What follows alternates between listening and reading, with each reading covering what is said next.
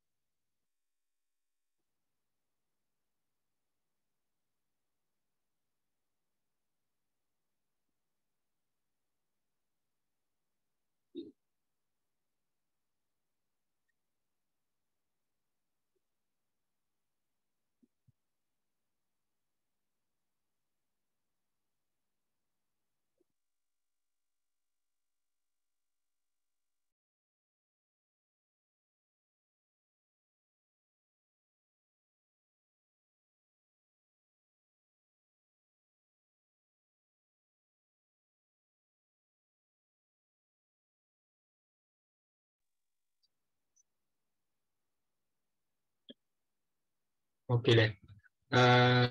Ini udah jam 19.03 ya, nggak apa deh.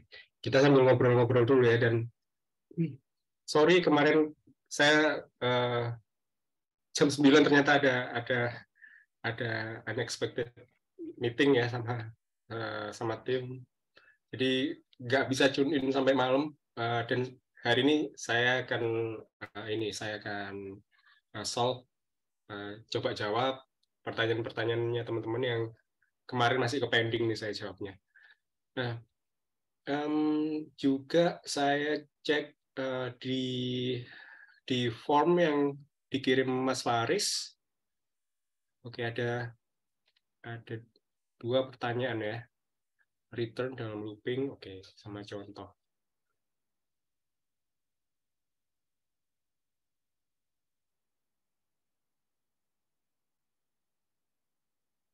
Oke.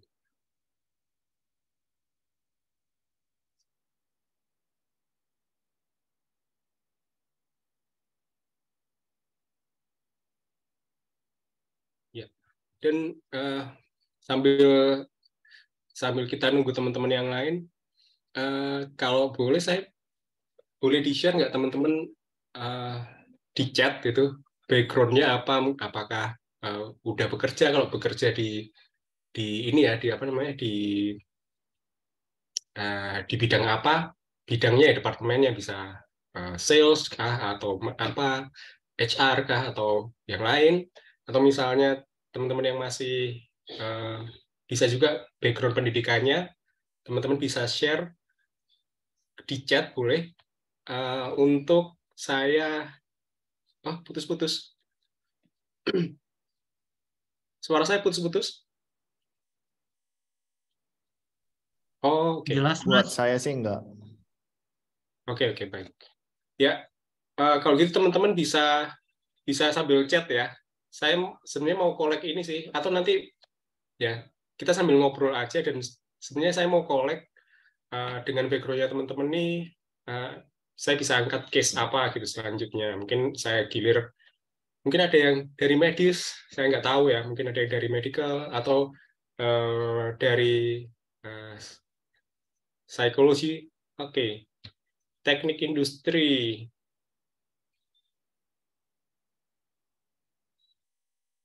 Teknik industri banyak ya, supply chain analytics itu analis supply chain analytics, operation analytics itu data scientist ya. Data scientist. Oke. Auditor keuangan, accounting ada ininya ya, ada bidangnya ya untuk analytics ya. Auditor keuangan, accountant. Saya di bidang accounting-nya nggak begitu hands on. Jadi terdakwa kalau ini ya jadi auditi ya, tapi kalau dari segi accounting-nya nggak begitu ini ya. Kalau dari accounting asetnya ya depresiasi, amortisasi dan segala macam tuh saya masih hands on lah, masih tune in gitu. Tapi kalau di auditing keuangannya enggak. Tapi ada bidangnya sendiri nih, Mas Daniel nih, accounting analytics, dan tuh kayaknya banyak paper ya, EY, PwC itu banyak paper ke arah sana, nerapin data science, dan kayaknya sih Deloitte ya lagi cari ya. Deloitte lagi cari data analytics, data scientist atau data analytics di banyak tempat. Auditor keuangan ya, marketing lending bank ya, marketing ya ini pasti ini ya finance ya, Mas Luis. Credit scoring itu data science. Oke. Credit scoring basically risk ini ya, risk mapping, gimana kliennya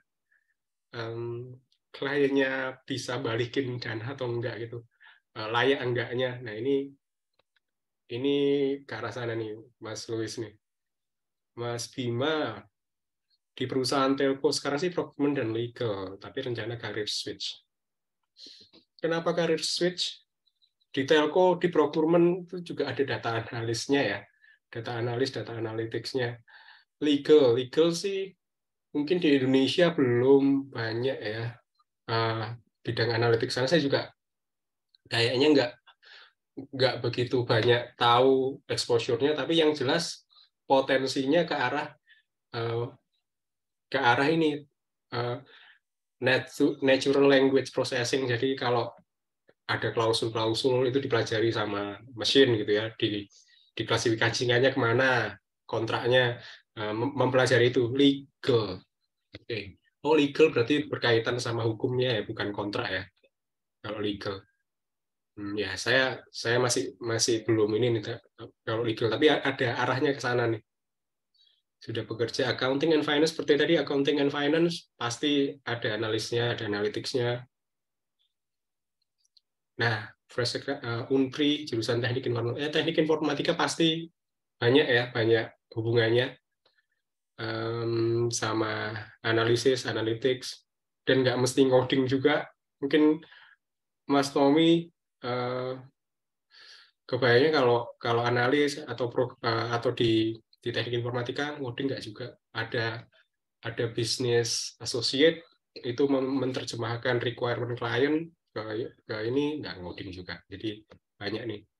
Data analis juga kebanyakan nanti nggak ngoding. Kebanyakan SQL-nya mungkin ngoding, tapi bikin data visualization-nya kemungkinan nggak. Ya. Nah, Mas Fadil Helmi, kuliah statistika ini nyambung banget ya, sampai machine learning juga. Basically, dasarnya dari statistik. Saya juga dulu kayak Monte Carlo segala macam untuk simulation itu juga basicnya kan dari statistik ya. Lulusan kimia science, chemical, kayaknya banyak penerapannya kimia juga ya.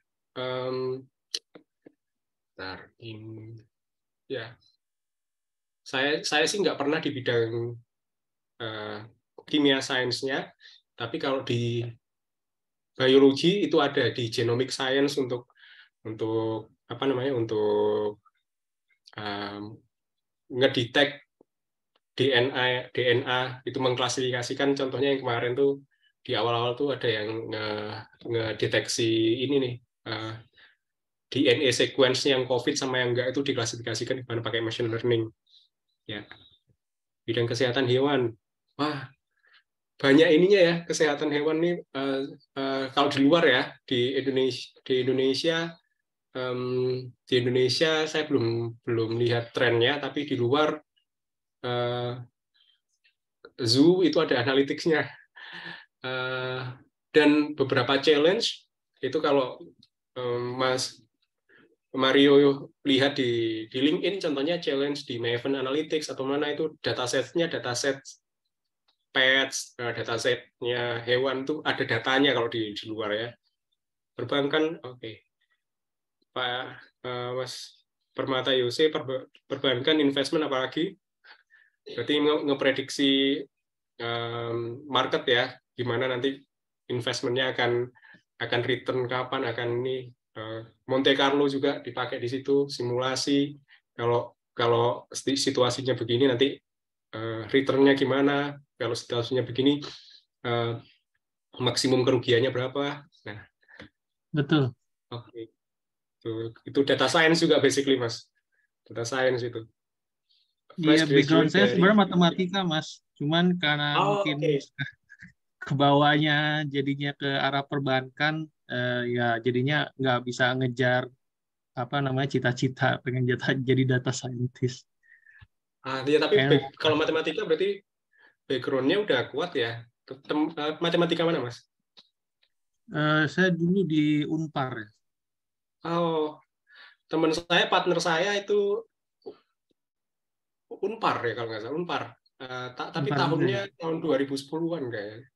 Atau saya David Chen, yang anak Palembang. Oh iya pernah, ada tahu. Nah itu partner saya tuh. Oh iya. Itu ya berarti kenal ya. Kenal. Tadi Mas Joko bilang simulasi Monte Carlo itu tesis saya dulu. Oh ya, kalau di aset manajemen, aset life cycle costing itu pakai Monte Carlo untuk memprediksi costingnya ya, pembiayaannya kalau simulasinya lagi jelek nih ekonomi, gimana cost-nya, gimana nanti return nggak asetnya, nah, itu pakai Monte Carlo tuh. Iya, Ya, cita-citanya sih nanti kalau misalkan proyek ada di sini pengen ngerjain itu sih Mas. Jadi pengen bisa ya tadi yang Mas bilang kondisinya ke depan itu kira-kira market seperti apa, kasih standar deviasi kayak gini, terus nanti hasilnya kita cek saham ini naiknya kemana gitu. Iya. Bentar, saya barusan itu ngebahas Monte Carlo juga, tapi di bagian apa ya barusannya? Sorry.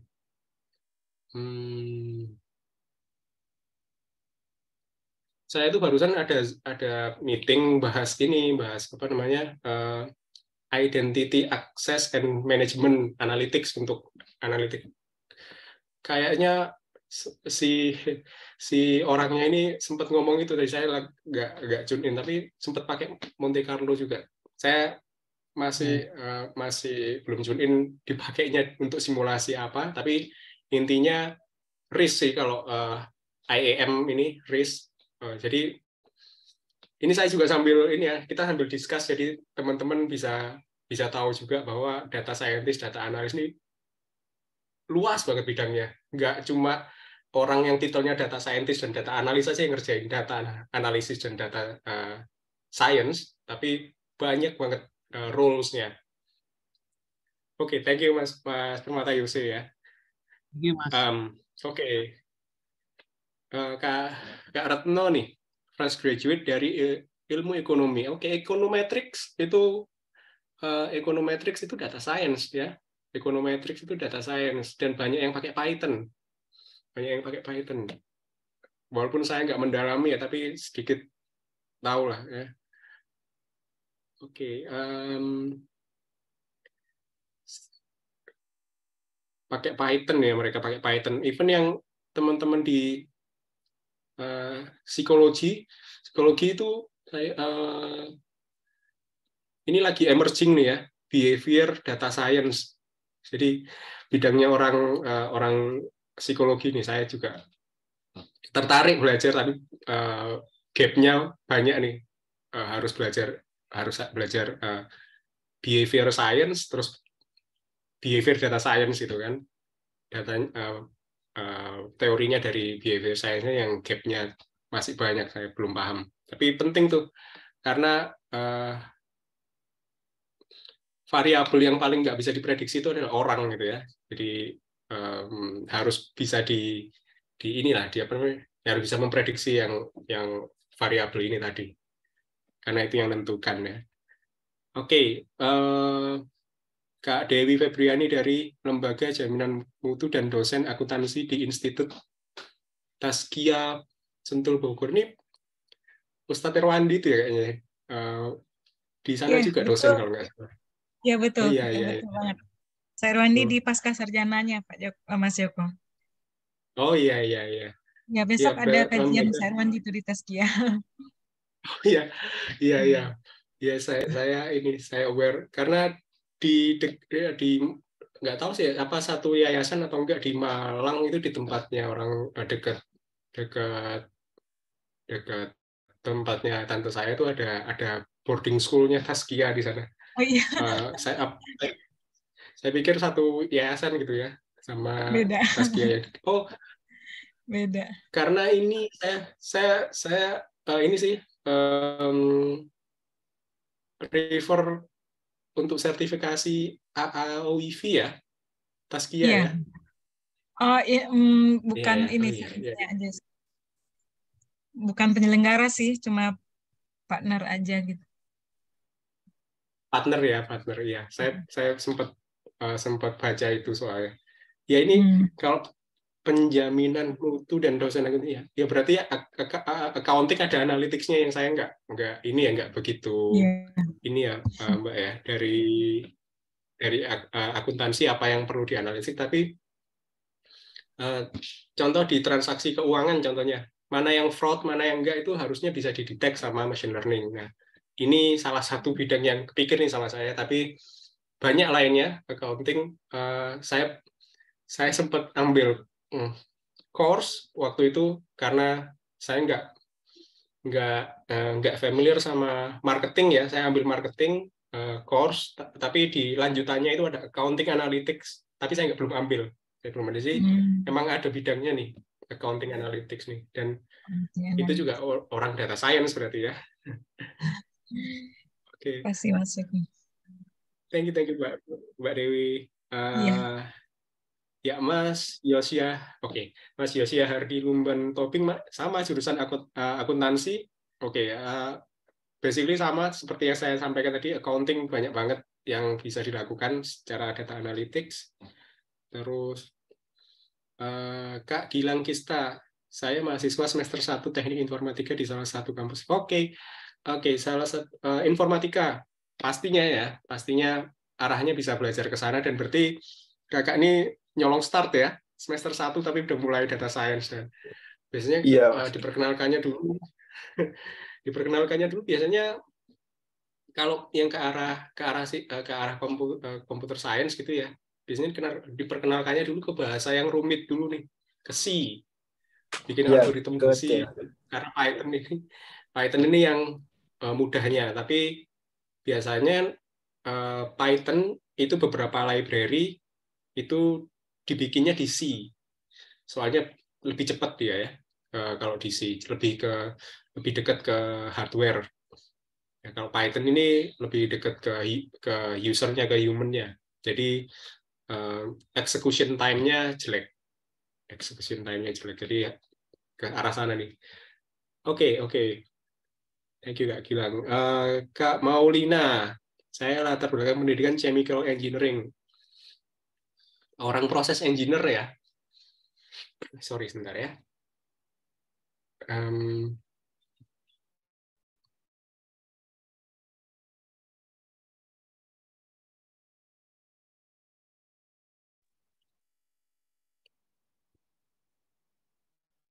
Ya, proses engineering ini banyak ya yang harus diprediksi ya.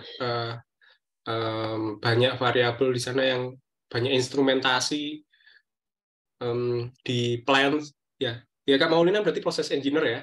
Arahnya ke, kalau chemical engineering itu arah ke proses engineer, banyak yang perlu diukur di prosesnya, dan data-data itu biasanya yang masuk ke orang data science-nya, modeling-nya untuk ngeprediksi misalnya kalau dari segi aset ya, kalau saya dari segi chemicalnya mungkin kurang ini, dari segi asetnya, dari segi plan-nya, kerusakan materialnya mungkin karena corrosion gitu ya, karena corrosion. Kalau di pipeline karena corrosion, dihitung corrosion rate-nya juga, itu basically mainnya di data juga. Oke. Oke, makasih Mas.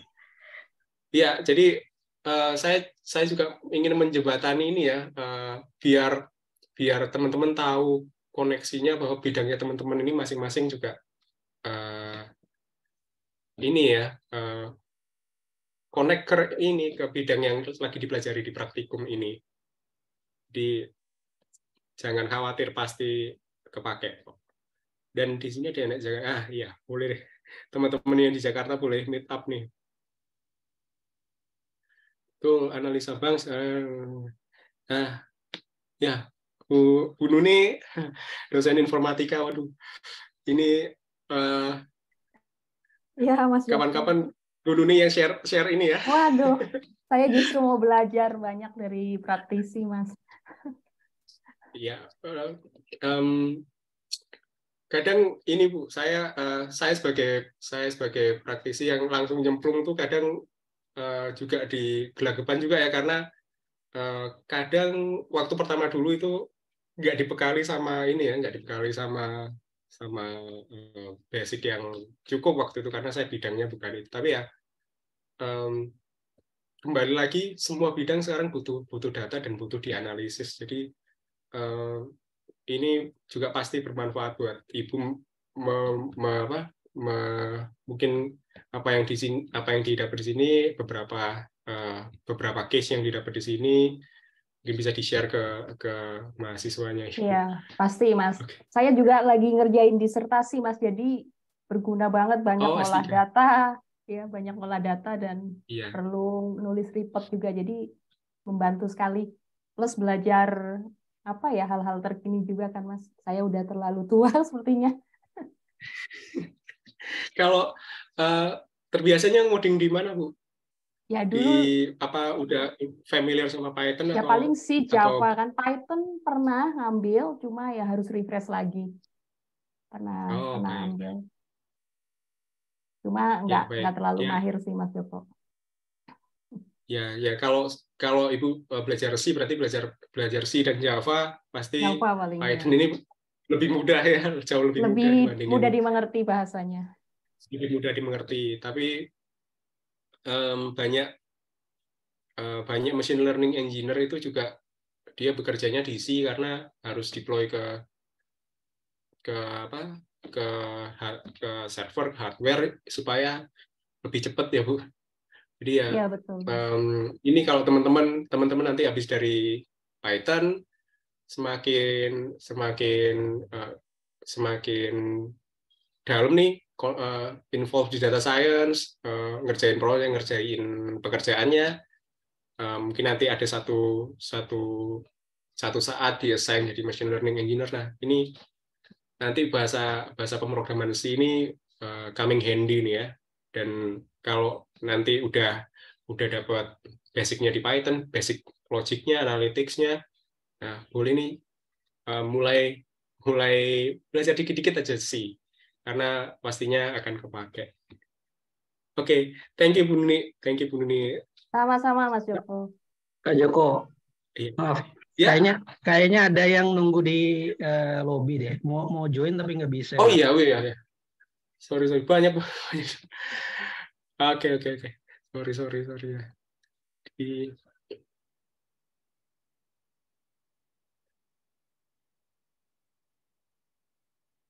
Iya, saya nggak merhatikan ininya tadi. Saya kira udah ya.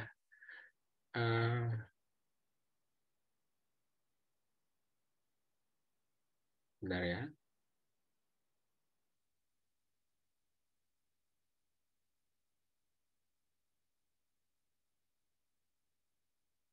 Halo teman-teman yang baru join, sorry ya. Saya tadi ngobrol banyak sama teman-teman, jadi nggak merhatiin yang ini nih, partisipan Windows-nya, jadi telat nih ininya teman-teman, admit-nya. Sorry ya. Oke, masih ada satu yang join. Mbak Ratu Solih. Oke.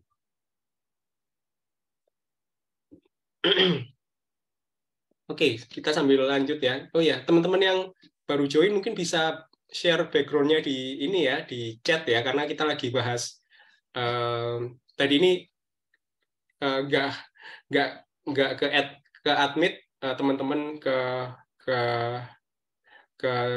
room-nya, masih di waiting room, karena kita lagi bahas ini ya, korelasinya background-nya teman-teman di data science dan data analis ini. Jadi kita sharing nih. Jadi teman-teman boleh share ya background-nya, karena teman-teman yang lain udah share nih background-nya, dan kita lagi bahas itu. Ya, teman-teman bisa share background-nya mungkin pendidikan atau sedang bekerja di mana, di bidang apa, dan kita coba cari korelasinya dengan apa yang teman-teman pelajari. Ya, oke. Saya lanjut ke Kak Livia Nur Ismayani. Oke, pendidikan teknik mesin ya. Teknik mesin sendiri kayak saya ya. Saya background-nya teknik mesin, dan recently itu ada roles data scientist untuk ngolah datanya kabel. Bukan kabel kecil-kecil gini ya, tapi HVC itu high voltage cable untuk offshore wind farm ya, offshore wind farm. Dan ini mungkin kalau kakak familiar sama fatigue kalau di pipeline juga ada fatigue, karena pipelines itu dia ada vibrasinya ya, dan vibrasi ini bikin bahannya lemah. Nah, ini rules-nya dinamakan data science nih, spesifik data scientist nih. Mungkin di tempat-tempat lain nggak namanya data scientist, bisa itu reliability engineer, integrity engineer. Intinya mereka assess ini, mengumpulkan data ini, menganalisa ini, misalnya memprediksi, ketika fatigue ini nanti umurnya pipelines-nya sampai kapan nih, umurnya kabelnya tadi sampai kapan nih, sesuai sama desain di awal enggak gitu. Kalau misalnya enggak, apa yang harus dilakukan? Nah, ini relate banget sama teknik mesin. Ya, jadi kakak dengan background-nya kakak teknik mesin dan apa yang dipelajari di sini relate nih nanti ini. Oke, sama Kak Fatkur ya, Mas Fatkur, background industrial engineer. Banyak banget industrial engineer, industrial control system, automasi gitu, Mas Fatkur, atau di industrial management ya? Ya, industrial management ya. Industrial management, operation analytics. Ya, operation. Ya. Operation sama cost operation control. Analytics. Ya. Operation analytics itu data scientist, Mas. Di inventory management banyak prediksi juga di sana. Ya, di mana lagi ya? Ya, basically isi 3 ya, Kak Joko. Jadi ada kapasitas, cost, sama base investment sih. Base investment ya, oke. Ya, saya familiar paling nggak di supply chain, di operation analytics, di inventory manajemennya itu pasti ada analytics-nya. Dan salah satu perusahaan yang lagi hiring kemarin itu, dan hiringnya termasuk ke Indonesia ya, karena dia posisinya remote. Sebentar, saya lupa namanya. Intinya dia menyelesaikan masalah supply chain dengan machine learning ya. Jadi itu akan relate banget sama industrial engineering ya, sama industrial engineering. Oke. Ya, sementara sih banyak ini Kak Joko, banyak pakai Power BI sama Excel. 2 tools itu yang sering dipakai. Kalau Power BI sama Excel kan nanti terbatas bahwa itu untuk ini ya, untuk manajerial ini ya,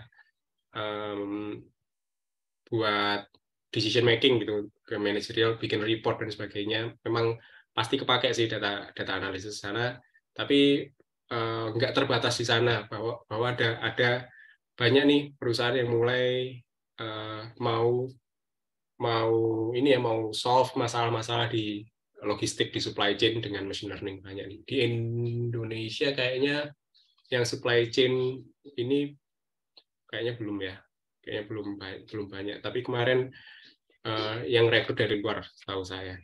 Dan kalau operation analytics-nya kayaknya banyak ya, kayak Ninja Express ya, itu darinya ya operation analytics gitu-gitu untuk supply chain. Dan perusahaan-perusahaan logistik yang well known itu ya, Sumiso Global itu juga ada data analis, data scientist-nya. Sumiso Global Logistik yang perusahaan ini ya, perusahaan Jepang di Cikarang sana, itu dia ini banget, scientific banget juga. Dan nggak cuma dia aja, banyak nih. Oke, kalau data analis berarti tidak mempelajari machine learning ya. Mesin belajar, tapi mungkin algoritmanya nggak sedalam ini, nggak sedalam di teman-teman data science. Tapi concern-nya teman-teman adalah gimana generate report, generate insights itu sangat cepat gitu. Ya, contohnya utilize Tableau. Sedangkan kalau teman-teman yang di data science itu membangun otomasi, membangun proses yang tanpa bantuan manusia nantinya, arahnya ke sana. Nah, sehingga data analis ini nanti akan cepat untuk gather insight-nya, sampaikan ke stakeholder. Nah, ini lebih cepat ke arah sana. Diharapannya data insight-nya disampaikan secara lebih cepat ya, karena kita nggak perlu ngoding pakai Tableau, pakai Power BI preset. Teman-teman bisa mulai explore nih. Selain Tableau ada yang saya pakai itu presets namanya. Itu juga bisa register free dan nggak perlu install ya. Jadi di Chromebook juga bisa. Nah, oke, Mas Regan. Oke, ada yang latar belakangnya farmasi. Oke, latar belakang farmasi. Tahu saya kalau farmasi untuk production-nya juga pasti pakai data ya. Saya bersinggungan sama bidang medis tuh, hanya terkait waktu itu genomics, tapi dari segi obatnya nggak begitu ini ya. Tapi kayak clinical trials, waktu itu tuh clinical trials untuk nyoba obat dan segala, untuk nyoba obat berapa yang fail, berapa yang enggak, untuk bikin hipotesis dan segala macam itu perlu data analis dan data science juga sih. Jadi saya agak terbatas ya kalau di bidang farmasinya, tapi di yang supporting industri farmasi itu banyak analis di sana. Even saya pernah ngasih satu short course gitu ya ke bagian sales-nya satu perusahaan farmasi untuk ngolah data. Jadi sales manager-nya background-nya farmasis, dan dituntut untuk ngolah data, karena belum tentu teman-teman yang di farmasi juga di farmasisnya, bisa di sales-nya, bisa di bagian yang lainnya yang mengerti ini ya, pasarnya obat-obatan ini gimana, memasarkannya gimana, untuk siapa, tahu medannya lah. Nah, ini juga butuh data pastinya. Jadi masih relate banget. Oke, karena ini ya chatnya udah habis, jadi kita mulai bahas ke teknis ya. Dan saya akan buka pertanyaan di yang teknis. Sebentar ya.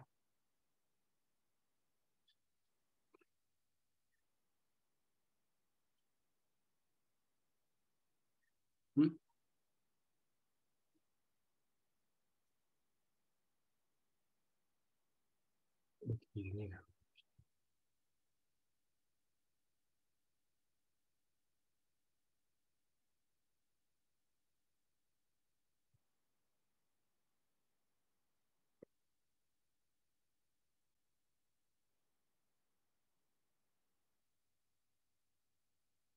Oke.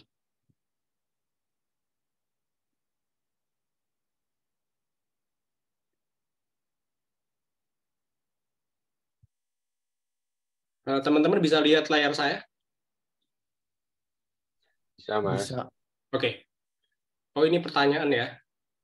Nah, teman-teman lihatnya yang spreadsheet atau yang Jupyter Notebook ya?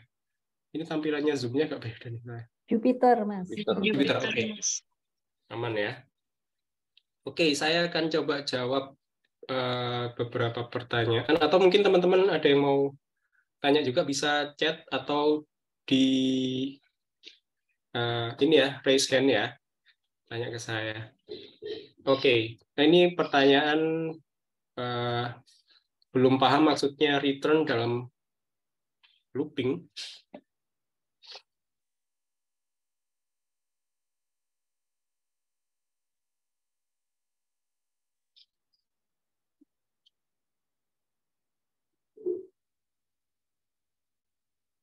Kayaknya ini bentar. Return dalam looping.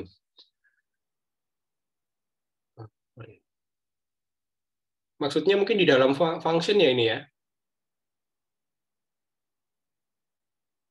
Atau Mas Mario boleh coba dijelaskan Mas pertanyaannya Mas? Yang di ini ya, yang dikirim ke GForm tadi ya? Iya, itu kan kalau yang di for itu kan biasanya di bawah ada return. Nah, maksudnya return tuh gimana? Belum paham yang bagian. Oke, biasanya kalau for sih yang pakai return tuh apa ya? Lupa siapa yang bawah kan ada return gitu. Ya, function. Ya. Nah, fungsi gini contohnya ya. Tapi biasanya return itu kalau misalnya Mas di sini ada ini. Oke, saya ngaco dulu ya. Ini ya. Iya. Gimana sih? Lebih dari. Oke, sintaksnya mungkin gini nih.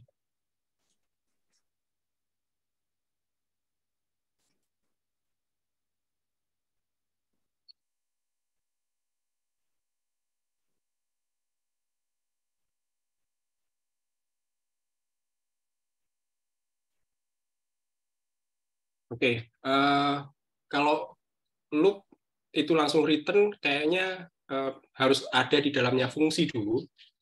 Nah, contohnya saya buat ini ya. Bentar. Oke, saya coba ngarang satu fungsi dulu ya. Oh, yang simple kira-kira apa? If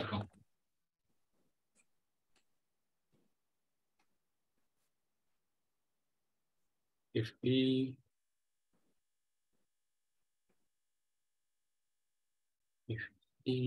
lebih dari 10, oke, satu aja deh mungkin.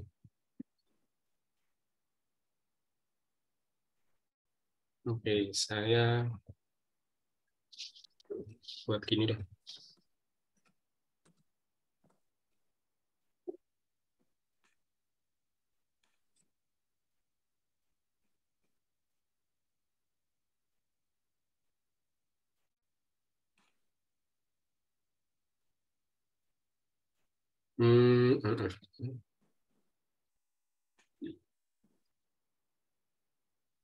Ya, contoh di sini kan teman-teman contohnya di sini bikin satu fungsi di mana ada argumennya X nih. Nah, apa yang X lakukan?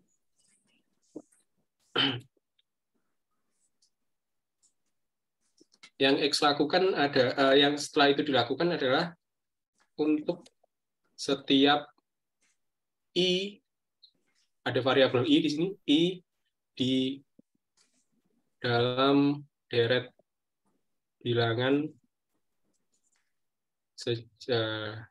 sejumlah X itu if nggak bisa yang ini berarti di sini bisa kalau di sini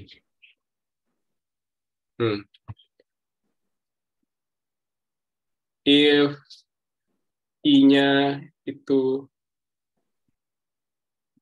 bila I lebih dari 10 maka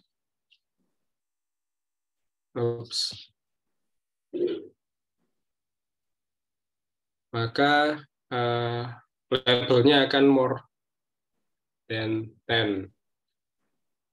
Tapi kalau enggak, dia akan less than 10.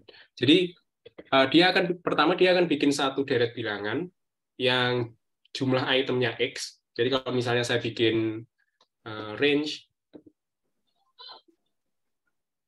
3 seperti ini, dia ada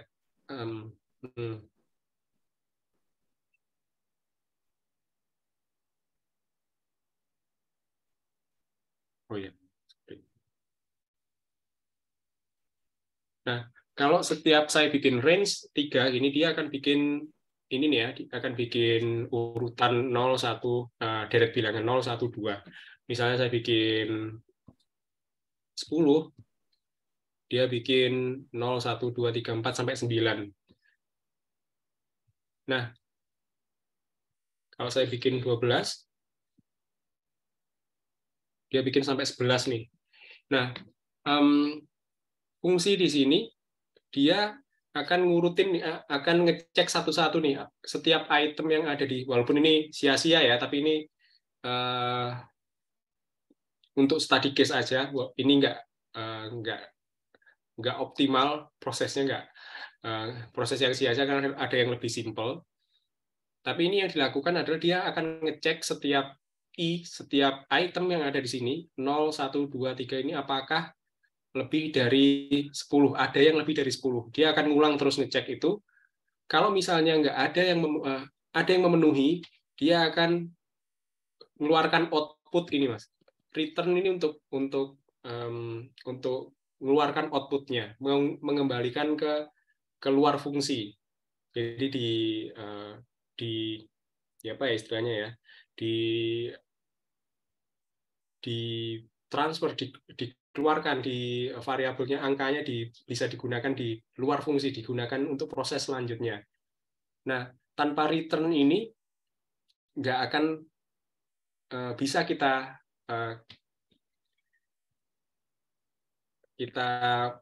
collect ya hasilnya. Misalnya seperti ini aja, teks gini aja, dia nggak akan bisa kita collect hasilnya. Tapi kalau kita kasih return, bisa nih. Atau nanti saya contoh yang lebih simple ya, karena ini ada for-nya, saya coba pakai for. Nah, kalau dia ada satu item yang lebih dari 10, maka dia langsung return nih, bahwa itemnya maksudnya lebih dari 10. Tapi ketika ini semua diurut, ternyata semua itemnya nggak ada yang nilainya kurang, yang nggak ada yang nilainya lebih dari 10, maka dia yang akan dijadikan outputnya fungsi, dikeluarkan, dikembalikan ke dalam environment codingnya adalah yang bagian bawah. Nah, misalnya saya running,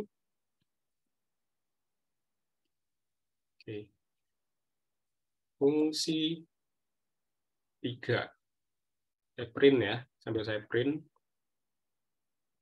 ya, karena jumlah itemnya cuma 3 nih, dia ngitung, dia ngeiterasi setiap item yang ada di range ini.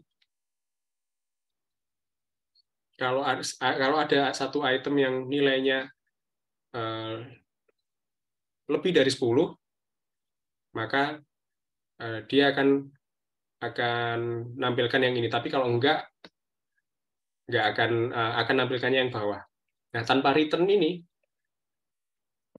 misalnya seperti ini aja nih. Atau kita buat satu variabel gini ya.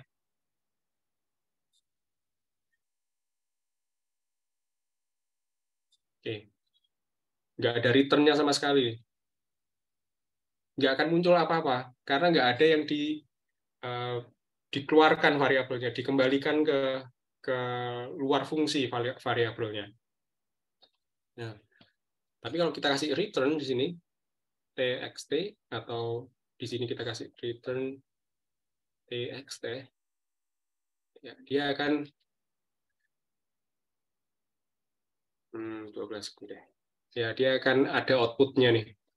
Atau yang lebih simple misalnya.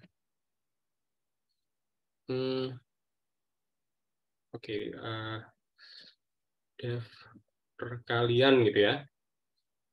Ada A dan B. Result itu sama dengan A kali B. Ini misalnya. Oke, gini aja. Kira-kira ada hasilnya nggak kalau perkalian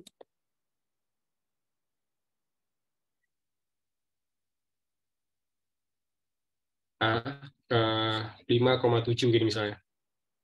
Ya, nggak ada hasilnya, karena kita nggak kasih return. Nah, tapi ketika kita kasih return,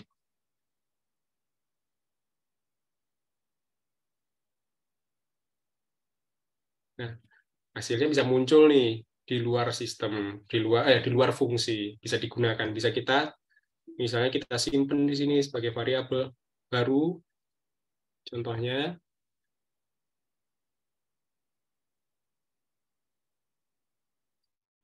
Nah, bisa nih. Atau kita mau kalikan, kita eksponensial, bisa. Jadi ini fungsinya return seperti itu. Oke, Mas. Makasih, Mas. Ya, sama-sama. Oke, saya sambil cek yang di form ya, siapa tahu ada yang di form. Kalau nggak ada, saya cek yang di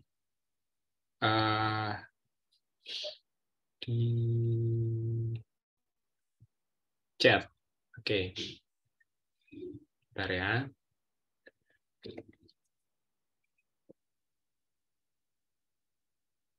Oke, Mas Tommy Chandra. Saya coba buka ya platformnya ya.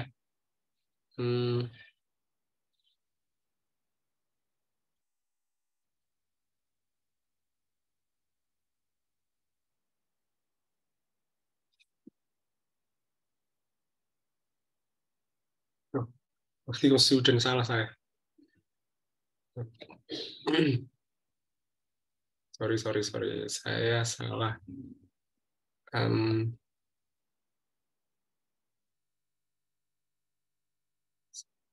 Ambil chat. Oh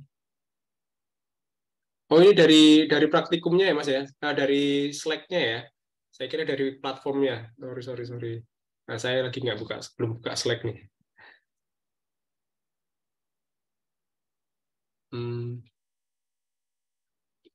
Atau boleh share langsung link platformnya, Mas?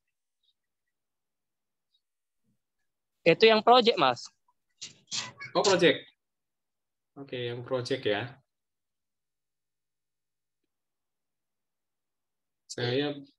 Saya juga belum ngerjain yang project nih. Beberapa saya lihat sepintas ya yang project.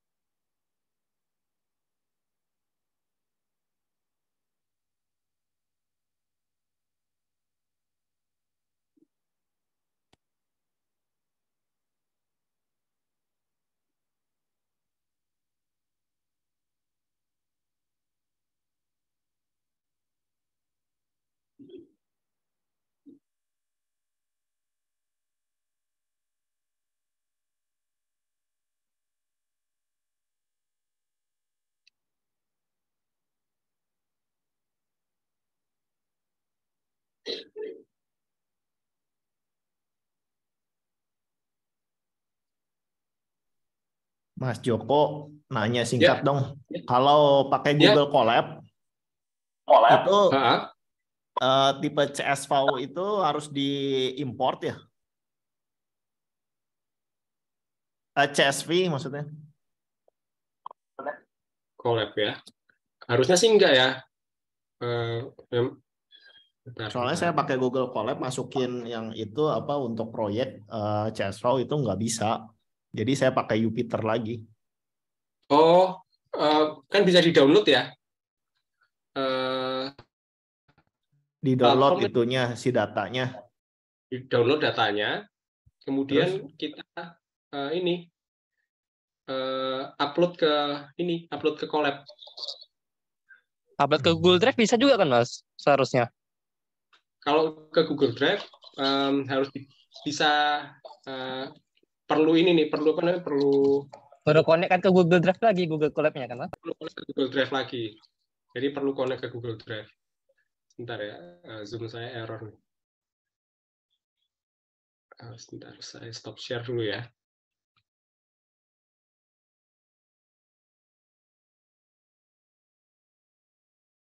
Sebentar saya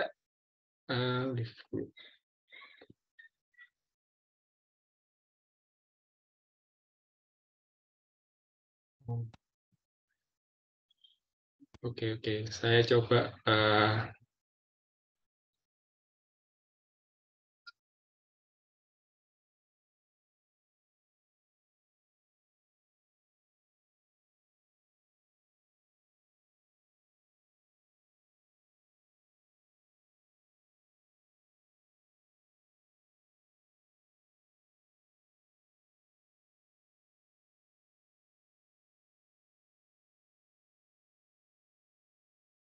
kalau di Colab, sebentar ya.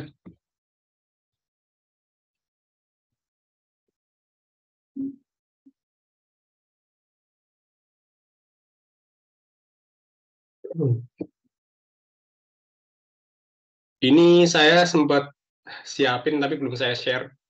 Nanti coba saya share untuk teman-teman. Nah, ada dua cara sih untuk akses kalau dari Google Drive ya. Teman-teman bisa upload di sini, drag and drop aja file CSV-nya ke sini setelah di-download. Di drag and drop ke sini dan kita bisa akses datanya di sini nih. Langsung. Jadi seperti ini nanti. Content.movie data CSV. Nah, atau teman-teman cara yang kedua yang saya suka kalau share karena nggak perlu akses ke Google Drive, kita bisa pakai Gdown. Gdown ini kita ngedownload datanya ke Colab, ke storage temporernya Colab, kemudian kita baca seperti biasa. Jadi ini di-download dulu, pakai Gdown namanya. Ini ID yang didapat dari filenya teman-teman, dari file di Google Drive-nya teman-teman, dengan catatan formatnya harus tetap CSV atau XLS atau XLX, jangan di-convert ke Google Sheet ya, jangan di-convert ke Google Sheet. Ketika di-convert ke Google Sheet, Gdown-nya ini error nih, dia nggak bisa retrieve datanya. Nah ini opsi yang kedua. Opsi yang ketiga pakai G Drive. Di sini saya nggak ada contohnya karena saya nggak siapin ya. Ya, nanti coba saya coba buka di tutorialnya ya.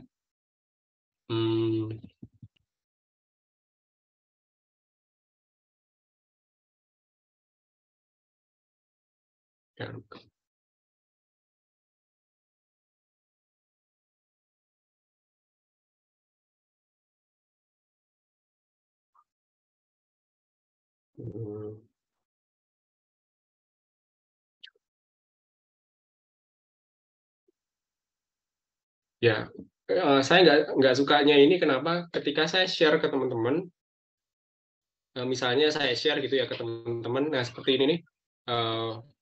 Di mounting dulu. Nah, mountingnya ini butuh autorisasi untuk ngeakses Google Drive saya. Filenya karena ada di Google Drive saya. Dan ketika teman-teman yang running, Google Drive-nya adalah Google Drive teman-teman, tapi datanya nggak ada di sana, nggak ada di Google Drive-nya teman-teman ya. Ini bisa dilakukan kalau teman-teman itu pakai Google data di Google Drive-nya masing-masing, atau misalnya ada satu folder yang di-share ke teman-teman dan teman-teman aksesnya juga akhirnya juga dari ini ya, dari Google Drive-nya teman-teman. Nah, bisa nih karena kita perlu masukkan password di sini. Ini saya nggak begitu suka, kecuali kalau memang saya kerjanya sendiri gitu ya, saya kerjakan sendiri untuk keperluan sendiri. Tapi ketika untuk di-share, saya lebih suka pakai ini nih. Dengan catatan tadi, formatnya harus XLS atau CSV, jangan di-convert ke Google Sheet. Yang kedua, public ya, nggak bisa private. Jadi JDown ini dia bisanya akses, bisanya download data-data yang public. Jadi teman-teman public dulu, baru deh nanti bisa di-download nih ke sini nih. Dan ini, oke, ini kayaknya saya akan share ke teman-teman lewat chat ya. Teman-teman bisa buka di chat.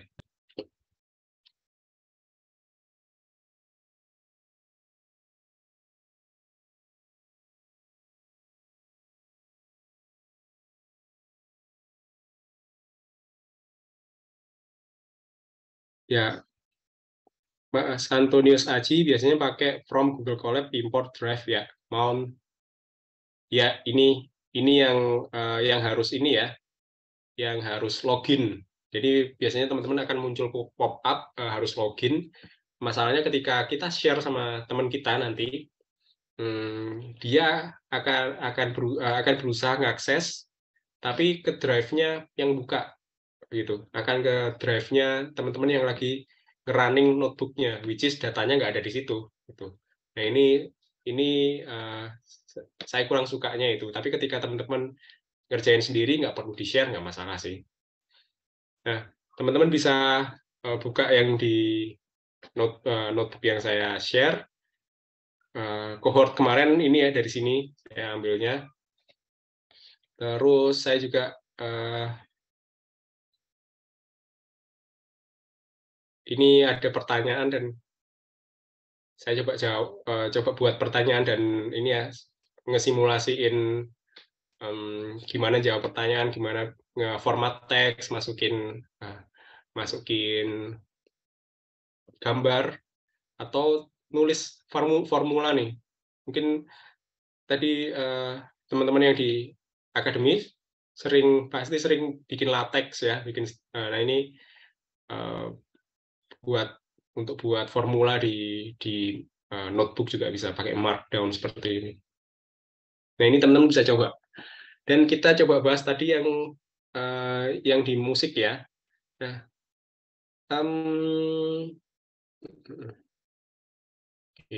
info. Di bagian buat fungsinya, Bang. Dibuat fungsi. Oke, saya belum sampai sana. Fungsi yang mengganti duplikat implisit. Di bawahnya lagi sih. Oke, ini genre yang unik. Mbak saya running ya. Atau oke, saya running dulu deh.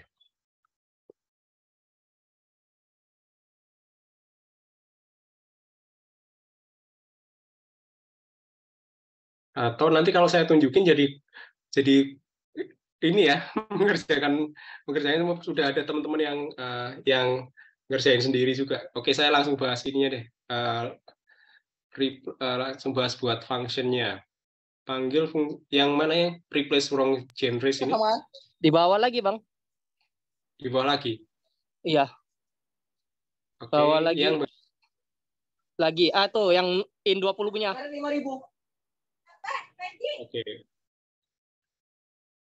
Kita akan menggunakan fungsi dengan dua parameter. Buat variabel tracklist menyimpan baris df di mana nilai data di kolom D sama dengan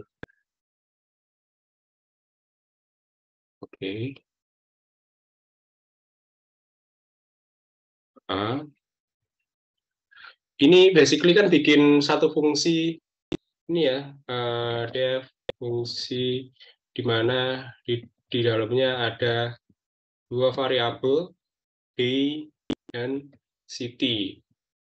Kemudian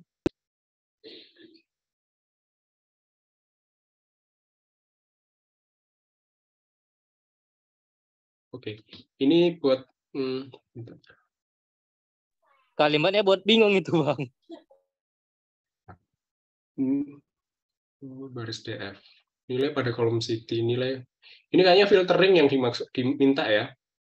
Variable tracklist menyimpan baris df di mana nilai kolom D sama dengan ini. Jadi ini semacam filtering ya. Kita coba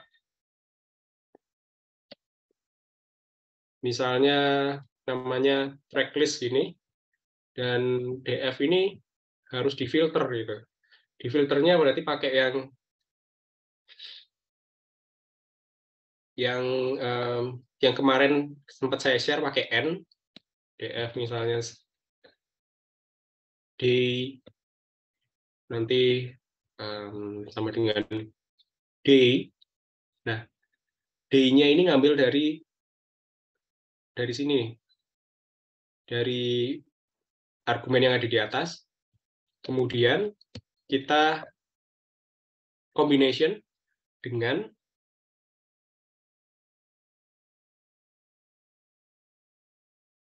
kondisional kedua, yaitu city ya. Dan kondisional kedua ini diambilnya berdasarkan dari ini nih, berdasarkan dari argumen city yang ada di atas nih, yang kedua ya. Jadi ini basically bagian yang pertama ini dia ngefilter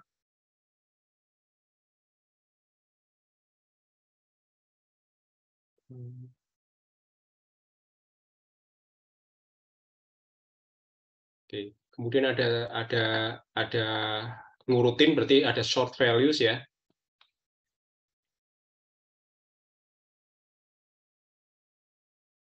Short values menyimpan jumlah nilai kolom user ID.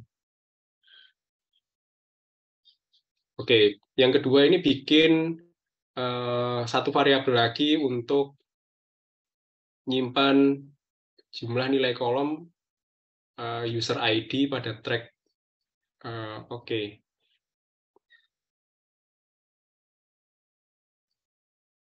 Nilai kolom user ID.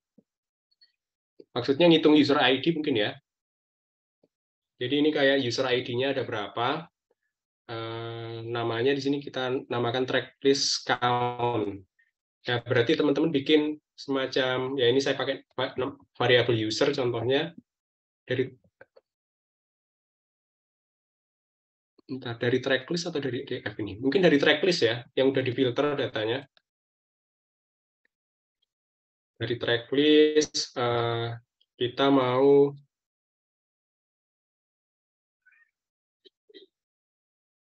count user ID. Nah, kalau kita mau count user ID, berarti kan kita butuh yang unik nih. Misalnya datanya di sini memperlihatkan satu user itu sehari dengerin musik berapa kali gitu ya. Senin dengerin 3 kali, misalnya jam-jam tertentu.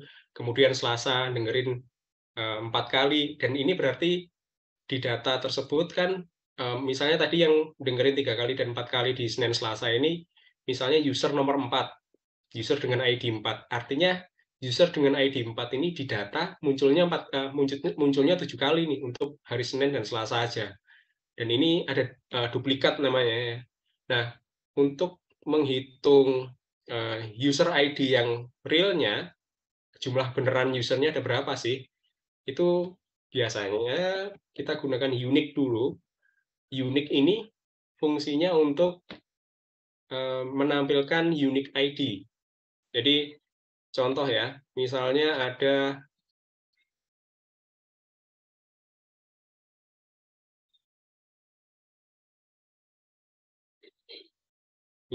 deret ini, deret bilangan ini atau user ID dengan ID sekian. Nah, unique ID-nya berapa nih? Kita coba ya, unique ID-nya berarti ada 9, 3,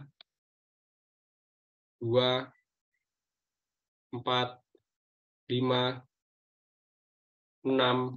Kemudian karena 4 sudah muncul, berarti 4 nggak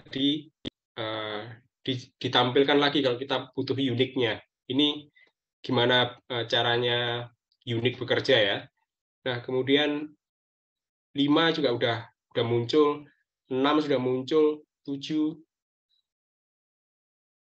8, 9 sudah muncul, 4 sudah muncul, 5 juga udah muncul, 3 udah muncul, tinggal 1. Ya. Jadi bisa jadi datanya seperti ini, user ID-nya, kemudian unique-nya yang munculnya seperti ini. Kalau kita kasih sorted, oke, kita kasih fungsi sorted di depan, seperti ini, dia akan ke urut nih, jadi 1, 2, 3, 4, 5, 6, urut ya ini saya.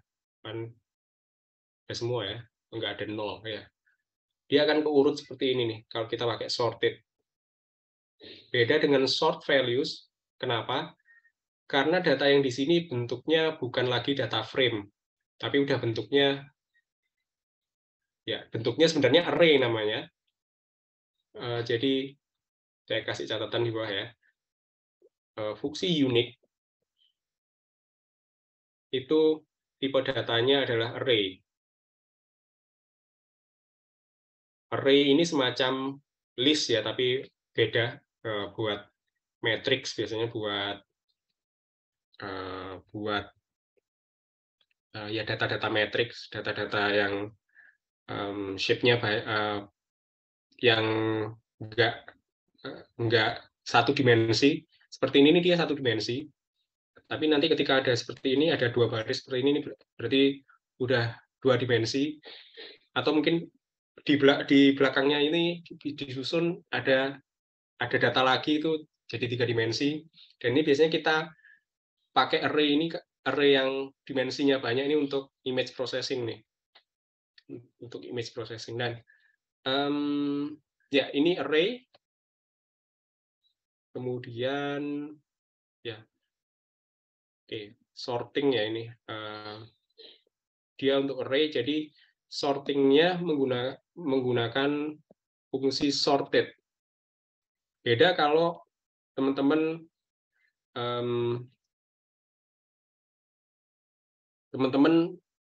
masih dalam bentuk tabel, masih dalam format data frame.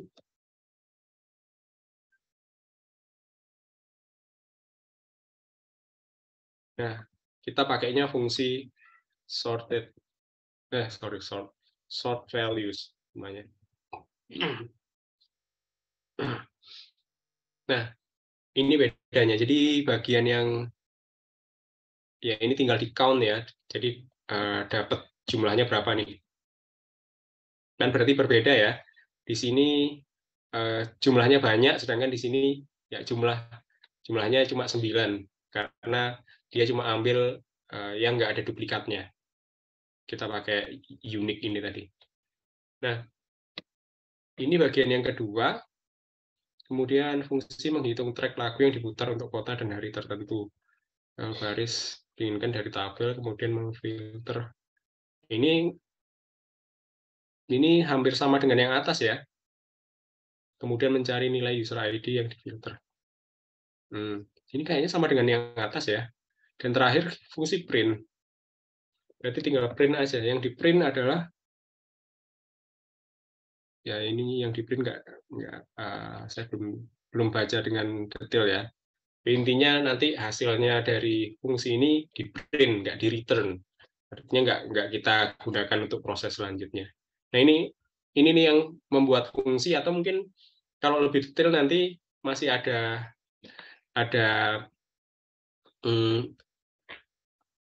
kesulitan teman-teman, boleh tanyanya di Slack ya.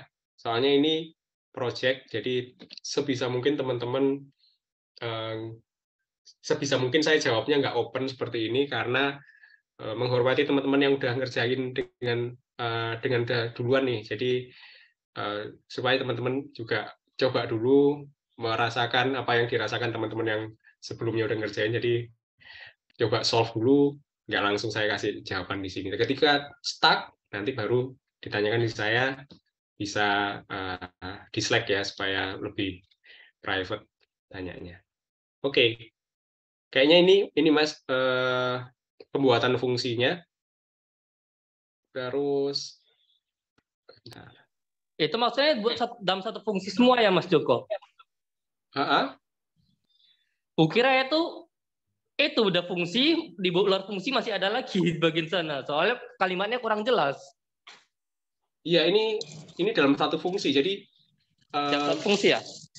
Dalam satu fungsi. Jadi gunanya apa ya? Manfaatnya kita bikin fungsi adalah kita bisa mengumpulkan banyak steps nih. Misalnya, oke, saya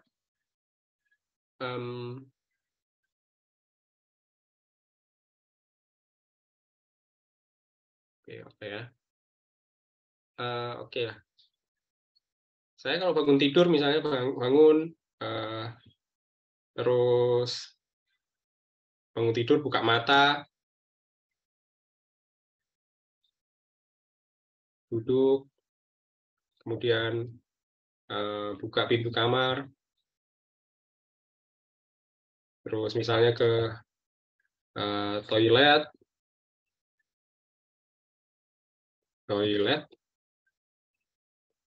cuci muka. Misalnya ini, setiap kali saya bangun tidur seperti ini nih.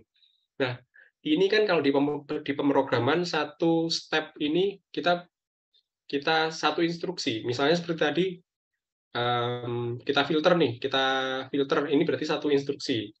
Kita sort values, satu instruksi lagi. Kita tampilkan unique ID-nya, satu instruksi lagi. Kita sorted, satu instruksi lagi. Kita count, satu instruksi lagi. Jadi ada 5 instruksi. Dan kalau kita buat tanpa fungsi, berarti kita buat sendiri-sendiri gini ya. Apa kekurangannya? Adalah kalau kita mau, kita mau filter satu city A, city-nya misalnya sama dengan Surabaya, gitu ya. D-nya sama dengan Senin, gitu. Contohnya. Nah, setelah itu kita running, kita dapat datanya. Tapi apa yang terjadi kalau kita mau dapat data city-nya Jakarta, harinya, D-nya Jumat. Apa yang kita harus lakukan? Kita harus bikin lagi nih coding yang ini. Copy paste. Terus kita harus, misalnya kita mau Jakarta lagi, tapi di hari Rabu. Apa yang terjadi? Kita harus bikin lagi coding yang sama. Repetitif, capek. Dan ini harusnya nggak dikerjakan. Apa yang bikin capek, apa yang bikin bosen, bikin berulang, itu bukan pekerjaannya manusia. Jadi sebisa mungkin bukan kita yang ngerjakan. Dan gimana kita menghindarinya? Untuk yang spesifik ini ya, kita bikin yang tadi tuh namanya fungsi.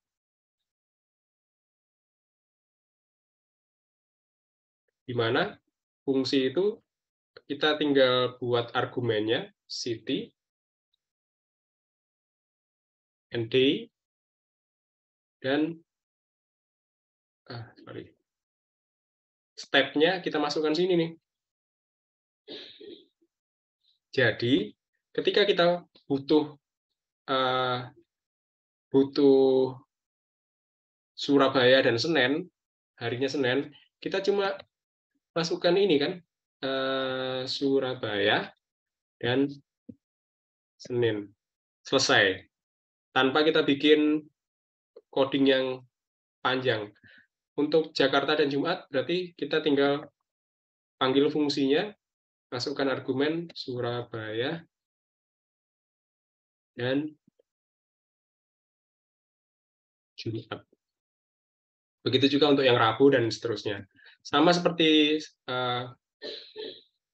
ini, kalau kita udah terprogram, ya untuk mengerjakan satu set rules ini, satu set step, satu set kegiatan ini, ya kita berarti tinggal bikin fungsi bangun tidur gitu misalnya. Jadi udah otomatis nih, setiap bangun tidur ya ini yang kita lakukan. Kita nggak perlu bikin per step lagi apa yang harus dikerjakan, harus mikir lagi, enggak. Nah, ini manfaatnya fungsi sebenarnya itu. Dan ini yang masih simple ya. Jadi fungsi bisa jadi satu fungsi stepnya ada 100, ada 1000. Tergantung nih kebutuhannya seperti apa. Ada yang mungkin 10 baris, 50 baris satu fungsi, ada yang algoritmanya, ada logical operatornya di situ, ada loops-nya. Nah, tanpa kita buat fungsi, kita harus bikin itu satu persatu. Ketika ada kebutuhan lagi, kita harus bikin lagi satu persatu, dan itu bukan cara yang optimal untuk di pemrograman ataupun di pekerjaan lainnya. Kita melakukan hal yang repetitif, yang persis sama. Gitu. Nah, ini gambaran fungsinya. Jadi sebisa mungkin kalau kita disuruh membuat fungsi seperti ini, di list aja step-nya apa aja yang dibutuhkan, kita masukkan ke dalam satu fungsi gitu. Dan di fungsi ini bisa ada 2 output ya. Oke, contoh yang ini misalnya. Kalau misalnya kita return practice,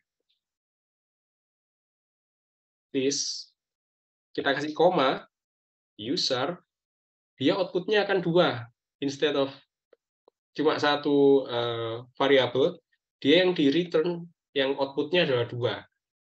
Jadi kalau kita mau assign ke satu variabel, kita juga pakai cara yang sama.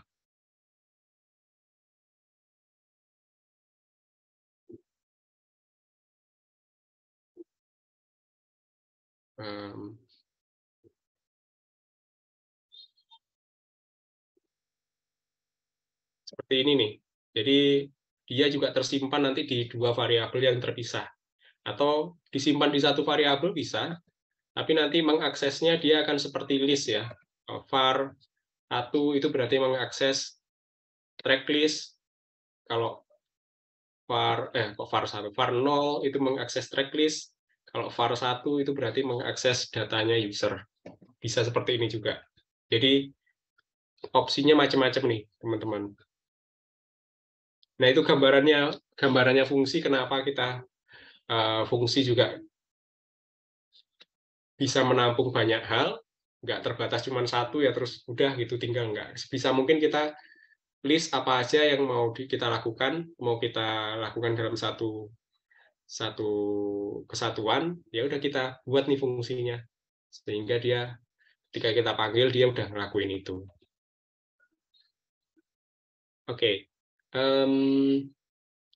Gimana Mas? Cukup jelas? Atau ada yang mau ditanyakan lagi untuk buat fungsi ini? Ya? Atau nanti kita bisa bahas lebih detail ya? Kalau misalnya stack. Sepertinya sudah jelas, Bang. Ya? Oke, baik. Soalnya ada yang nanya di slide juga sih dari 2 hari lalu kalau nggak salah. Oh, baik. Mas Joko mau nanya dong. Ya, boleh Pak. Kalau yang fungsi ini kan ada tracklist nih, terus dia ada ngelakuin filtrasi gitu kan, day sama dengan day yang parameternya, city dengan sesuai dengan parameter city-nya. Terus itu ada ditambahin n. N ini jadi semacam kayak done gitu ya. Di Jadi bagian kalau mana ya? misalkan ini nih yang tracklist ini di depan barusan. Tracklist. Yang tadi tracklist sama dengan itu punya Mas. Ya, ini di bawah dev fungsi. Ya, dev fungsi. Dev fungsi, oke. Tracklist.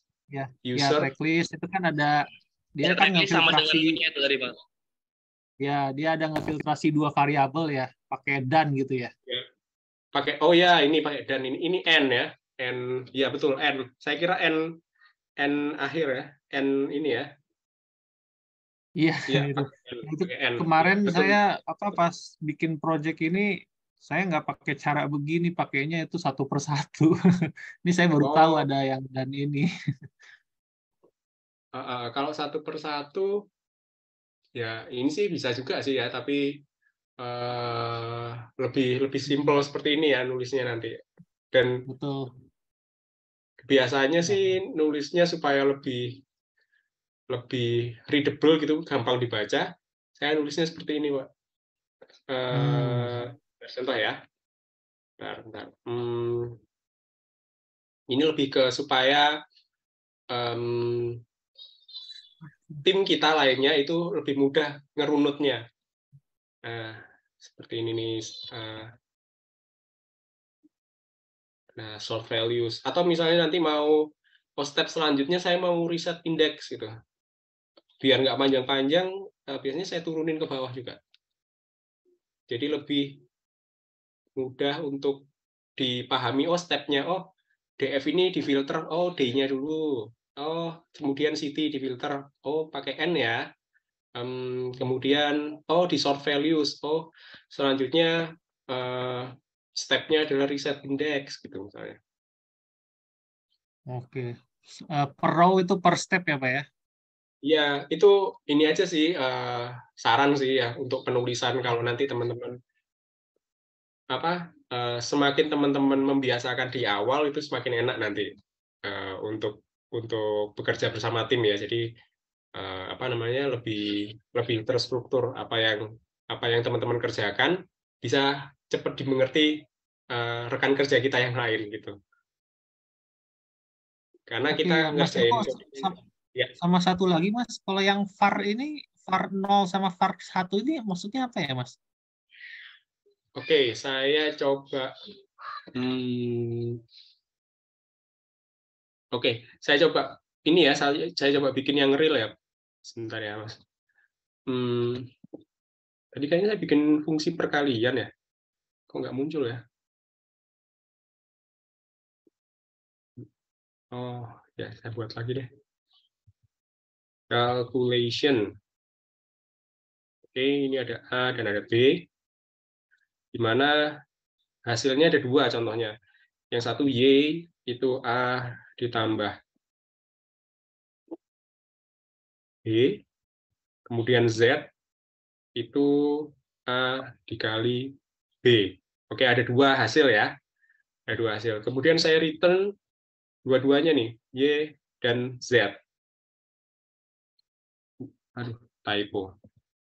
Calculation.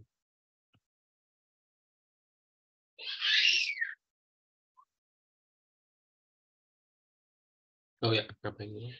Ya, seperti ini. Saya coba running ya. Calculation. Saya 3 sama 7. Berarti hasilnya yang pertama harusnya 10 sama 21 ya. Sama 21. Contoh yang pertama tadi saya assign ke masing-masing variabel nih.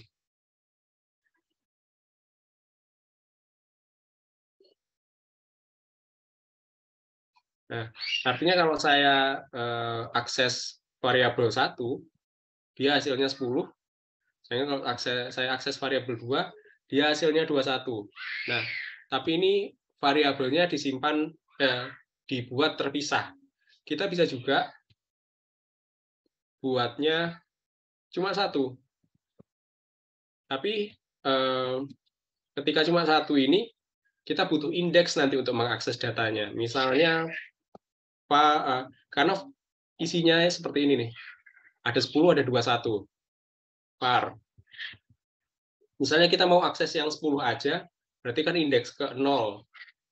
Kita mau akses yang 21 aja, berarti indeks yang 1 gitu.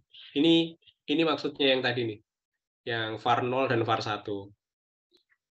Oke, paham. Terima kasih, Mas. Nah, ya, sama-sama. Saya seringkali pakainya yang ini, var ini. Kenapa? Karena kadang kalau outputnya banyak, saya malas menghitung, ya, malas baca penjelasannya. Ini ada berapa output gitu ya, ada 5K, ada 10K gitu dalam satu fungsi. Jadi saya buatnya 1. Kenapa? Kalau kita misalnya ada, let's say ada 10 gitu ya, dan kita meleset ngitungnya, ternyata dan kita nggak baca manual untuk mempercepat pekerjaan, saya nggak baca dengan detail, ini skip aja.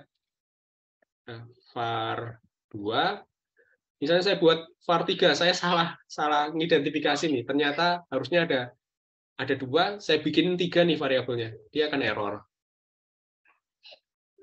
Ya, not enough values to unpack. Jadi yang di unpack itu cuma 2, yang di expect di luar itu 3, tapi yang didapat dari calculation cuma 2. Jadi ini bikin error. Nah, kalau kita bikinnya cuma 1, ya mau berapapun itu tetap ini ya, tetap nggak akan error. Mau ada 100, mau ada 1376, nggak ngaruh nih ya. Dan kita bisa tinggal cari jumlahnya ada berapa data di dalam situ. Kita bisa akses nih akhirnya. Nah, ini kebiasaan saya sih. Bisa jadi teman-teman punya style yang berbeda dan nggak masalah. Tapi ini saya share kebiasaan saya aja.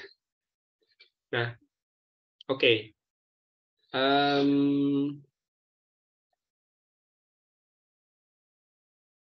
Oke, ini terkait fungsi tadi ya pertanyaannya, dan teman-teman, Mas Mario juga tanyanya penggunaan fungsi tadi juga ya. Ya, dan mungkin yang ini ada teman-teman ada yang mau tanya yang saya share di collab. Ya, ini banyak yang eksplorasinya mungkin teman-teman baru akan dapat di EDA nanti. Kayaknya sih nggak ada yang baru ya di visualisasi. Try and accept, teman-teman udah dapat. Filtering seperti ini ya. Ini yang saya contohkan tadi. Saya buat filternya per row ada. Dan ini f-string. Ya, ini juga jadinya per step saya buat row baru. Ya, teman-teman mungkin bisa pelajari. Mungkin nanti teman-teman yang udah selesai, misalnya mau tanya, contoh yang di sini mau ditanyakan, ada yang mungkin membingungkan, boleh nih ditanyain ke saya. Contoh-contoh yang di sini. Oke. Ada lagi teman-teman yang mau ditanyakan? Atau mau di-share mungkin, mau didiskusiin secara langsung?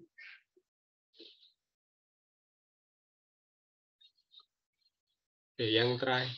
Oh ya, ada chat tadi saya satu belum kebales ya, sebentar ya. Chat ya harus pre-authorize. Oke.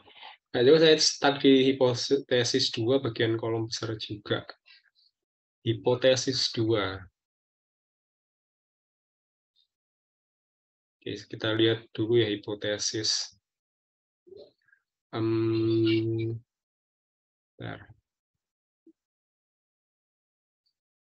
Hipotesis 1, hipotesis 2.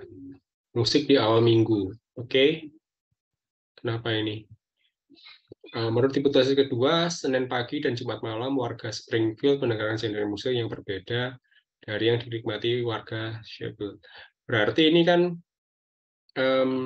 step-nya kita bikin filter seperti tadi ya. Misalnya DFD-nya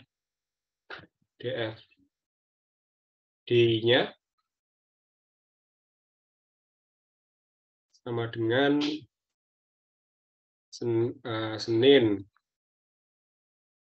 dan Senin pagi dan Jumat malam. Datanya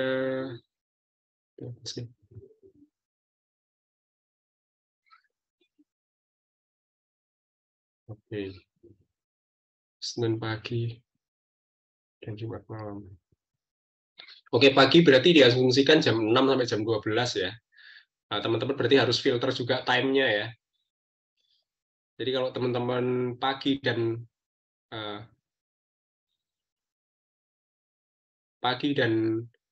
malam, kita pakai convention untuk time-nya bahasa Inggris saja. Jam berapa pagi, mungkin sampai jam 10 ya pagi itu ya. Habis itu noon, setelah jam 1 itu afternoon, di atas jam 6 evening. Nah, di atas jam 10 biasanya, 10 ke atas itu night ya, sampai mau terbit baru down. Nah, kayaknya ini perlu filter itu juga kalau kita mau cari hipotesis yang kedua tadi. Hipotesis pertama adalah 3 hari. Ya, ini nggak ada berarti ya. Kalau yang kedua, berarti teman-teman harus filter pada Senin pagi, jamnya, dan Jumat malam. Jadi time-nya harus difilter juga, selain harinya, dan kotanya. Jadi ada 3 nih yang harus difilter nih.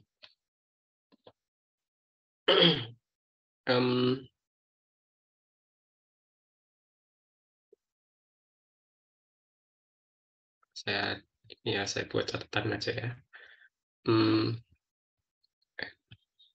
Yang pertama harus difilter adalah hari, kemudian waktu, time, dan kotanya. Nah, baru setelah itu, oke, berarti yang variabel yang dibedakan hanya kotanya aja ya. Waktunya akan tetap sama, nanti ada yang Springfield dan Shelbyville. Nah, dari 2 ini kita dapat 1 data frame dan data frame itu nanti genres-nya kita dapat 2 data frame SPR general. Contohnya kita pelajari genres-nya apa? Genre ya kayaknya. Kita pakai unique nih. Ini yang paling simple. Kayaknya teman-teman nggak diminta untuk membandingkan secara codingnya, tapi ditampilkan aja dan dianalisis secara secara kualitatif, itu nggak perlu decoding kayaknya sih. Oh, satu-satu ya. Senin pagi Springfield. Oh, ada 4 berarti. Oke. Waktunya dibandinginnya Senin pagi sama Senin pagi, Jumat malam. Oke. Nah, setelah membandingkan 15 genre teratas, kita bisa menyimpulkan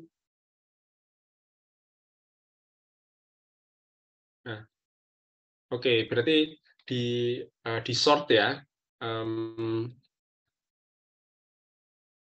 Sebentar. Berarti perlu kita count juga. Kalau gitu di group by ya ini ya, bukan di filter di unique seperti ini, berarti di group by genres, kemudian ada user ya, user ID ya, oke. User ID-nya di count. Ya, kemudian di sort values dan ascending-nya false. Nah, dengan seperti ini teman-teman akan dapat tadi tuh top 15. Kalau top 15 ya berarti tinggal di head ya. 15. Nah, dengan begitu berarti teman-teman akan dapat satu list genres dari yang paling banyak didengerin sampai yang paling sedikit didengerin. Tapi cuma 15 yang teratas saja. Setiap waktu Senin pagi di kota Shelby Springfield, Senin pagi di kota Shelby, dibandingin nih. Kemudian bandingin juga sama yang Jumat Springfield, Jumat malam di Shelby. Dibandingin 15-15-nya ada 4 data itu, dan ditarik kesimpulan nih apakah sama atau enggak. Tapi step-nya paling enggak umumnya seperti ini. Di group by dulu. Oke, di count, di sort, dan ditampilkan yang teratas, 15 yang teratas. Jadi ini untuk dapetin yang bagian ini tadi ya, bagian hipotesisnya. Oh, ini udah ada ya, weekdays. Kalau pagi jam 7 sampai jam 11, oke, ada aturannya di sini. Malamnya jam 17 sampai 23. Oke, ini filternya berarti berdasarkan ini untuk pagi dan malam. Nah, seperti gitu, Mas, nanti step-nya. Kira-kira kalau dari step-nya cukup jelas atau enggak? Atau ada yang membingungkan? Mana dari step-nya? Oh, ini ya. Penasaran sama bagian tadi kan ada 3 parameter fungsi ya berarti. Itu bisa dilakukan ya? Ada apa? 3 parameter fungsi yang di kotak ini. Di bagian atas di genre weekdays. Di atasnya. Kayaknya ada 2, iya ada 3, bisa. Ada day, ada time, ada city. Oke. Ya. Saya penasaran maksud dari yang nomor 1, dia tulis nilai pada kolom time lebih besar dari nilai argumen time 1. Itu maksudnya gimana? Nilai kolom time lebih besar dari argumen time 1. Oke. Time-nya kan soalnya gini ya bentuknya. 07 sampai 11 gitu ya. Berarti kan time satunya 07.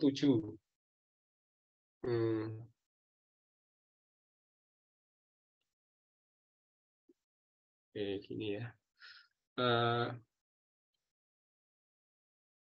Argumen yang kita susun itu kan dia katakan time ya, time. Oke. Time ini kalau yang itu Senin pagi berarti dia harus dari lebih dari ya. Nah, kalau gini dia kurang dari 0,07.00 ya. Ininya ya, apa namanya, jamnya. Dan time ini juga nggak boleh lebih dari jam berapa? 11 ya. Nah, 07 ini kan tadi time 1. Jadi time 1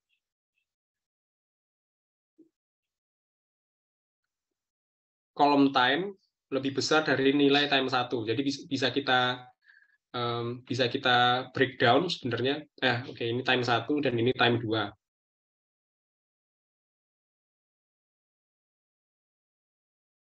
Kalau kita breakdown sebenarnya kan time itu kondisional yang pertama dia harus lebih besar dari sama dengan 07.00 ya. Kemudian kondisional yang kedua, time lebih kecil dari argumen time 2. Ya. Artinya kan dia ada di antara waktu jam 7 sampai jam 11 nih time nih. Nah, ini fungsinya untuk itu, Mas. Untuk ngefilter itu tadi. Karena time-nya ada range-nya ya, ada jam 7 sampai jam 11 ya. Berarti harus di antara ini nih, nggak boleh lebih dari jam 11, nggak boleh kurang dari jam 7. Nah, ini secara notasi matematisnya dibuatnya seperti ini. Ini nanti Mas bisa coba terapin dulu, dan format waktunya juga disesuaikan ya, sesuai sama yang didapat di materi. Nanti ketika ada kendala, kalau logiknya udah pasti seperti ini, tapi nanti waktu ada kendala sintaks, nah teman-teman bisa tanya ke saya di Slack ya, supaya bisa coba dulu nih teman-teman nih, karena teman-teman yang lain udah ada yang submit ya, Jadi biar merasakan ini ya, trial and error dulu, karena pengalaman saya kita makin banyak pengalaman, makin banyak trial and error, banyak ngadepin error itu akan ini ya, akan makin membiasakan kita untuk ngoding nanti ya. Oh, ketika ini bikin error seperti ini, oh ya saya harus seperti ini. Jadi jam terbang, kita banyakin jam terbang. Jadi saya nggak langsung buat di sini supaya teman-teman langsung copy paste codingnya ke project, enggak. Jadi saya harap teman-teman coba dengan logik yang saya terangkan dulu. Nanti ketika ada stuck di sintaksnya, error dan segala macam, baru nih nanti ditanyakan. Tapi mencoba dulu. Harapan saya mencoba dulu. Oke, gitu Mas penjelasannya untuk yang ini. Gimana? Oke, terima kasih. Joko. Ya. Oke, terima kasih. Iya, oke. Nanti ini ya, kabar-kabar ya, kontak-kontak ya. Oke. Selanjutnya, ya. Kesimpulannya. Ya, preferensi genre harusnya hampir sama ya. Di ranking berarti ya. Di counting seperti tadi. Cuman ini berarti tanpa memperhatikan waktu, hanya secara umumnya gimana. Ya, ini hampir sama aja. Oke. Baik. Nah, saya cek yang di form, teman-teman ada yang nambah enggak? Nggak ada. Oke, baik. Teman-teman ada lagi yang mau ditanyakan di sesi ini?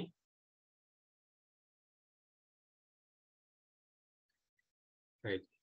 Baik, kalau nggak ada, teman-teman bisa, yang sudah selesai bisa coba explore lagi, bisa pakai Colab, bisa pakai Kaggle kalau mau coba akses data. Oh iya, saya ini ya, saya ada utang untuk bikin short video gimana akses dari Kaggle ke Colab. Nanti saya coba bikinin videonya, saya share di Slack ya. Kemudian ya bisa explore dataset dari GitHub, dari KD Nuggets yang udah selesai, atau teman-teman yang belum, ya udah seperti biasa kita solve sama-sama. Kalau ada kendala sampaikan ke saya nanti. Baik, kalau teman-teman nggak ada lagi yang ditanyakan, sesi Q&A-nya akan saya akhiri.